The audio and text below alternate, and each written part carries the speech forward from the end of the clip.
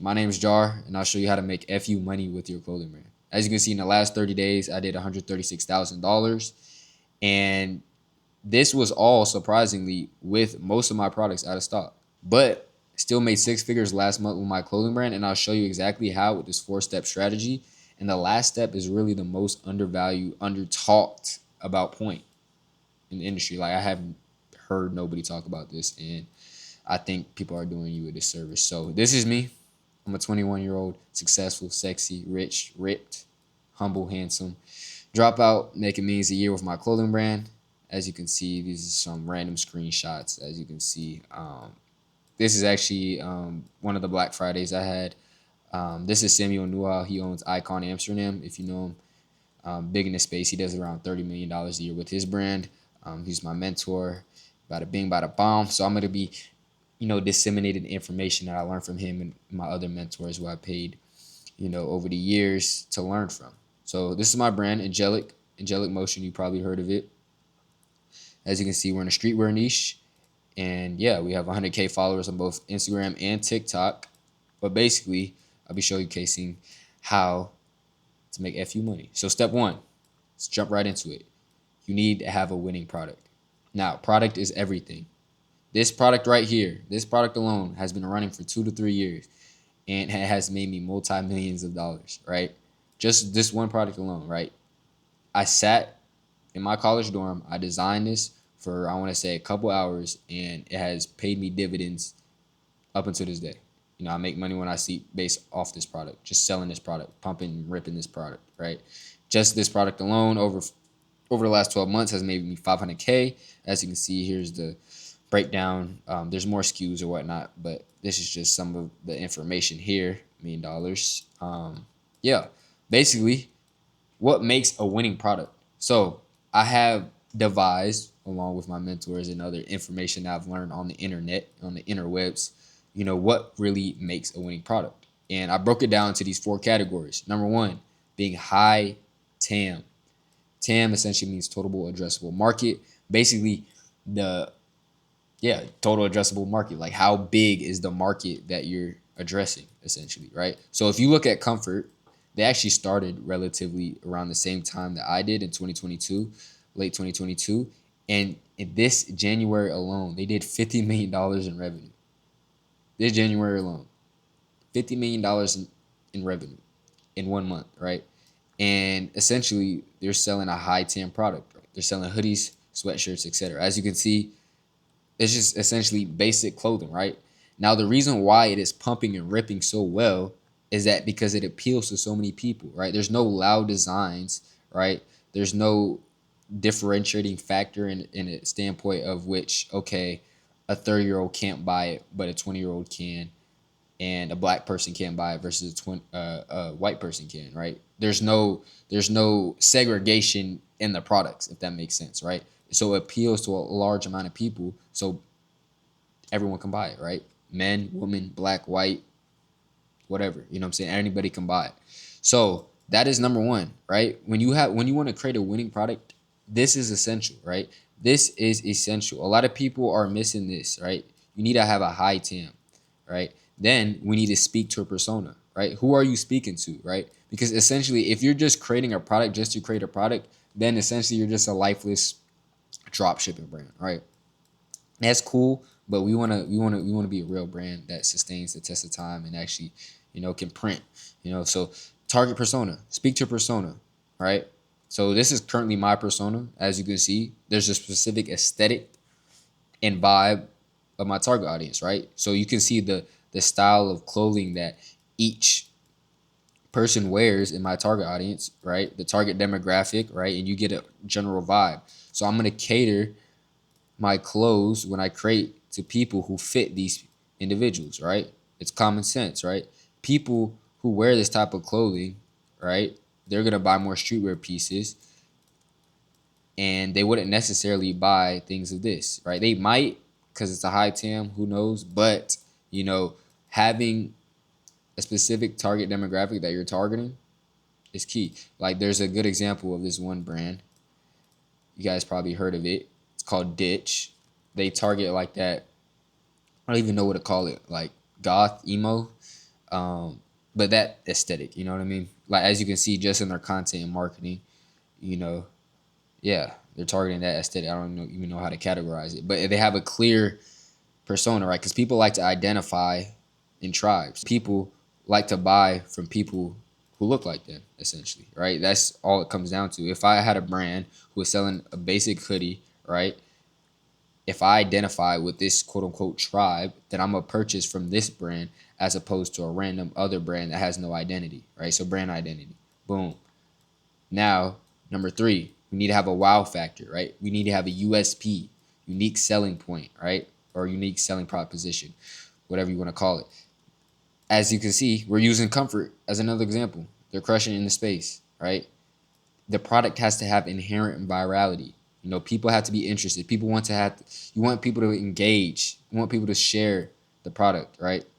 So look at this Nothing product beats here. a Jet 2 holiday when you're actually able to sleep on your flight and no sunlight gets in. Comfort just did something that's never been done before and created an airplane mode set. Not only Like they're creating, you know, they're creating relatively simple but innovative ideas that are inherently viral, right? And people are interested in and causes people to share, right? Because when you're on a timeline and feed of just endless promotions and ads and content, shit getting shoved down people's throats, right? You got to give people a reason to care. So having a wow factor slash USP helps. You know what I mean? Going back to this product, you know, you can't see on here, but there's actually a satin line hood, right? So it actually protects your hair if you have, you know, locks, dreads, curls, waves, etc. You know, and it also looks good, high tam. You know, pretty much a lot of people can wear this design. You know, and the last and most important piece, it just has to look good. It just has to look good.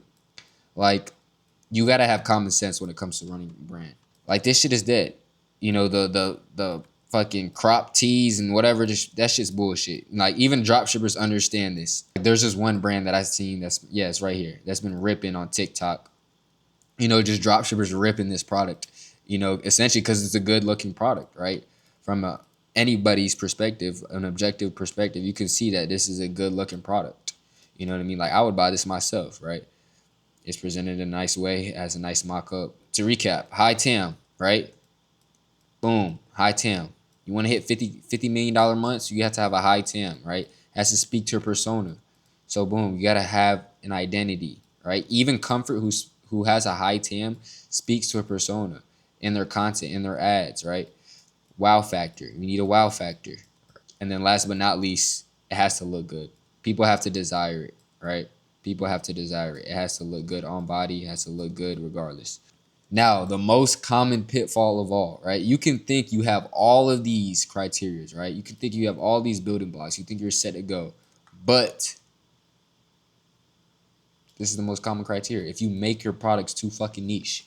Now, what is too niche? What is too niche means? Essentially, this is what too niche means, right? Creating products that only appeal to a certain amount of people, right? Not everyone's gonna like this product, right? Only a certain subset of a market is gonna like this product, right? Because it's so loud and it's so hard to wear. In a sense, it's, you know, it's polarizing. Like even this, like I think this is personally hard. Like I could put some shit on with this, you know what I mean? But it's inherently appealing to a smaller demographic of people because of how loud it is, right? So when you're actually creating your winning product, it has to be inherently less loud, if that makes sense, right? So comfort, going back to comfort. I'm gonna keep going back to comfort. Look at their clothing, as you can see right there. Simple. So we have to think of the fashion industry just like the music industry, right? We have to think like an artist, right? So this is Rod Wave, the greatest rapper of all time. Argue with your mama, right? And even him, right? You just go to his Spotify, right?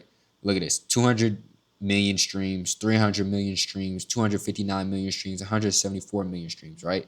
Now these are essentially high TAM songs, right? Top of funnel songs that get a lot of views, a lot of attention, right? But they're not necessarily his best songs as a Rod Wave fan, right? They're good songs, right? But they're not his best songs.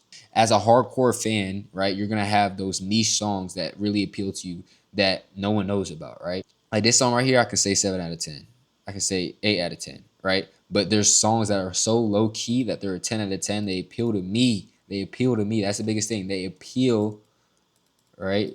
they appeal to me specifically, and that's why they're a 10 out of 10, right? But you have to have a balance, right?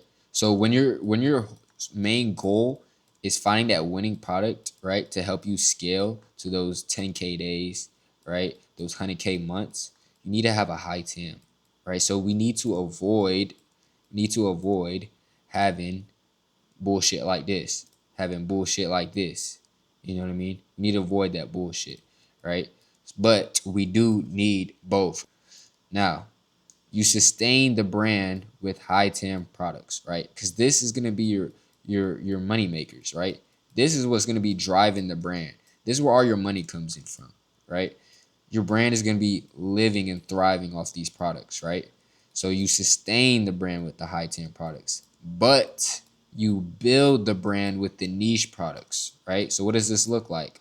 So going back to my brand, for example, our hero zip ups, right? Not too loud, not too crazy. A lot of people can wear them. Appeals to a lot of people, right? These have built the brand, right? Versus a product like this, right? Even this, it's loud, right? It has a lot of elements going on. You know, this only appeals to a certain amount of people. Like it's hard. Like you might think it's hard, but you think it's hard. Does everyone think it's hard? But does everyone want to buy it, or is it too loud? You know what I mean? People want simple things. Like even if you look at your best sellers, they're usually always going to be simple colors, black, white, gray. It's going to be the simple colors, right? People want things that are wearable, right? Now, moving on to step number 2 to making FU money with your clothing brand. Creative, right? Now, everyone understands that creative is important, whoop-de-whoop, but I'm going to show you exactly what I mean when I say creative, right? Because it's simple at the end of the day. Because fashion is simple. Fashion is simply see it, right? You see it, you like it, right? And then you buy it. It's that simple, right? You see a product on your page, right, on your For You page or your feed or whatever, right? You're like, okay, that product's hard, right? I'm scrolling. Okay, this product caught my attention. That product's hard, right? You see it, you like it, then you go to their site and then you proceed to buy, right? It's really that simple. So all you have to do is present your product in an enticing, appealing way. That's really all you have to do, right? Now, if you look at some of my best performing creatives, right? This is just one of my campaigns. And this creative has spent almost 6 figures alone. And as you can see, there's no scripting. There's no UGC style content in the sense of, oh, here's an ad script for this creative or this creator, right? You're essentially just putting the product in an appealing way, right? So UGC photos, lifestyle photos, right? Showing off the product, how it's worn. Then we have other lifestyle videos, right? Lifestyle videos showing how the product is styled, right? It's just really that simple. Just showing off the product in an appealing way. There doesn't have to be scripts. There doesn't have to be complicated, right? Granted, there's a lot of shots on goal that needs to be taken. And there's some iterations that has to be had and has to be said. But it's really that simple, right? As you can see, it's that simple. And what I like to do is just essentially copy what works, right? Virgil talks about it, the 3% rule.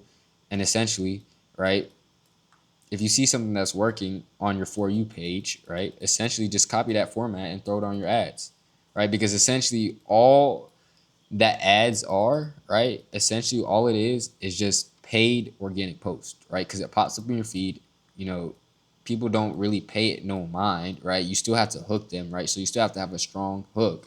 You still have to engage, right? Have a payoff at the end. Still have to retain the viewer, right? So it's creating organic content essentially, but you're just boosting it with paid ads, right? You're just boosting it with dollars.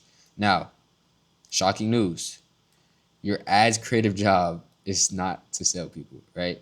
Your ad creative's job is not to sell people, right? Your sole purpose of a creative right here is to sell the click, right? Let me say that again. Your sole purpose of the creative is to sell the click, right? That's all the creative is supposed to do, right? That's all the creative is supposed to do. And that leads me into my next point. Step number 3, website /CRO, right? CRO means conversion rate optimization, essentially optimizing your website. Everyone understands this, right? But nobody really knows what that means in practice. And a lot of you guys aren't even testing, how to do this. So the beauty about testing and optimizing your website is that when you actually test, website changes, right? Essentially, if you have a positive website change, a rising tide lifts all boats, right? So what does that mean? When you increase the conversion rate on your website, right, then all of your ads perform better, right? Because all of these ads, right? Remember, your creative's job is to sell the click, and that's it, right? Your creative's job is to stop people scroll, have people click on your creative to lead them to the website, and your website does the rest of the job, right? So if you can improve the conversion rate on your website, then essentially you can drop your cost per purchase, right? You can increase your return on ad spend, and you can ultimately scale more, right? Now, how do we actually, quantify and actually have statistical significance when it comes to, running these tests on our websites, right? Because a lot of times we're just arbitrarily, changing things on our website. And a lot of times we can be fucking things up, right? So I'll give you an example of a tool that we use, right? Now, this tool is called Intelligems. They need to sponsor me, but here it is. And as you can see with one of these tests, I boosted the overall conversion rate by 37%, right? And I boosted the profit per visitor, this is the most important part, to 47%. Ultimately, you want to be optimizing for profit per visitor, as this will give you the most profit, obviously, right? You can have a lower conversion rate on a test, but if your profit per visitor is higher, then that is essentially what you want to optimize for, right? Because you want to optimize for profit and not for conversion rate, right? So I'll give you an example of a test that failed, right? Rather recently, I had to pause it, right? Granted, didn't get enough statistical significance, but as you can see, if I were to just make this, change on my website, then I'll be down 11% for the month. As you can see, I would lose $6,000 monthly, and I would lose $5,000 monthly in profit, as you can see. So it's very important that you test things out, right? So these are some wins that I had with Intelligems, just optimizing my website. As you can see, just making these gains, right? And they just all stack on top of each other, right? So everyone understands the idea of, let me test as much creatives as possible. Creative, right? But creative is only one piece of the pie.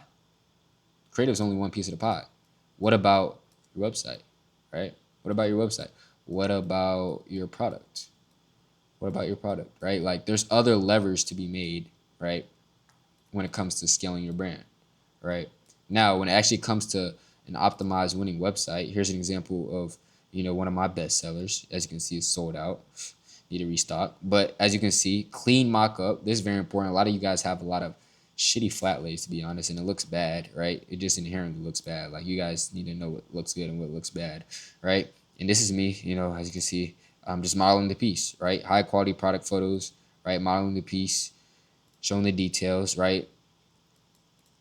Free delivery, shop promise, satisfaction guarantee, and stock ready to ship. Has all the details, shipping details, care instructions, add selected to cart, frequently bought together, social proof, etc. Right? Having an optimized website is key, right? Like, I can probably just go on Instagram and find a brand with this shitty optimized website. Like, let's see this brand, Perspective Brand Co. Let's see their website. Let's see how optimized it is.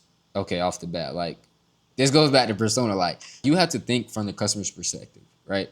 Like, everything that you do with your brand has to be from the customer's perspective. So if I land on your product page, do I want to look like this motherfucker right here with these skinny ass jeans, these jeggings on? You know what I mean? Like, you have to really, so like, this would have to go. And as you can see, like, even the mock-ups, right? It's on a transparent white background, but they're just not as clean, right? Like, you look at my site, right? You look at my site, for example. It's just clean, right? It's just clean. It's just clean. Versus this is just, like, these little optimizations, especially when you're driving, thousands to tens of thousands to hundreds of thousands of visitors to your site every day or every week or every month, it makes marginal gains. That could be the difference between 10, 20, 50, 100K months, right? 300K months, right? But let me look at this. You always want to look at websites through mobile. Yeah, everything's sold out. This could be organized better. It's kind of just thrown on the screen. No reviews, no social proof, really. As you can see, not the best, you know what I mean, when it comes to optimizing your website. And you can just see the comparison. Like if you were a customer and you landed on my site, right, versus this site, which are you more likely to buy from, right? Like you just got to be very customer centric when you go about things. Now, the last and final step. This is arguably the most important step, right? Nobody talks about this. That is your offer, right? This is Alex Ramosi. He just sold. He just set the Guinness World Record for selling the most amount of books in the shortest amount of time. He made like almost $100 million in a day from having a good offer, right? So yeah, having an offer is essential. Now, there's one or two paths you can take in life. You can be shit faced poor in the hood, you know what I'm saying? Or you can be on your lawn looking in the camera with a butler and a maid with that old white person fuck you money, right? Now, this all determines off your offer. Your offer makes or breaks your business, right? Offer, offer, offer. You need to have an irresistible offer. All big direct to consumer brands run offers, right? Right? So offers can be simply your price, right? It can be discounts, it can be bundles, it can be whatever, right? But a lot of it is price. So this is my Starlight zip up, right? As you can see, it moved a lot of volume, sold out currently, and I'm pricing it at $110. Now, if I were to price it at $450, I'll probably get no fucking sales. You can have everything else in check. You can have high TAM. You can speak to persona. You can have wow factor. Just look good. You can have the right creative. You can have an optimized website. But if you have all of those, yeah, your offer is not dialed, right? And you don't have that price market fit, then you're not gonna make any sales. That's the difference, right? Between you being shit face poor, like this poor fellow here, or being like this happy rich guy here, right? It's that simple, right? And a lot of people don't talk about this. Every big direct to consumer brand runs offers, right? Look at this ad library. I don't even know what brand this is. Rockstar Originals, right? Boom, running offers up to 90%, free shipping over $125. Orders are insured. Like everything is an offer. Look, Fashion Nova, buy one, get one free. Use code free. We got free 1 day shipping over orders $100 plus. Free 1 day shipping. We had a timer. Everything's an offer. Offer, offer, offer. Shop GOD. Buy one, get one free. And then we got 2 chains and 2 pendants from $149, right? Then we have Minimal LA, right? Offers, bundles, right? Everything is offers. You need to dial in your offers, right? Because your offers have the same, if not a bigger impact, right, than website changes, right? You can get these big mountain movers of profit bumps, right, just from offers, right?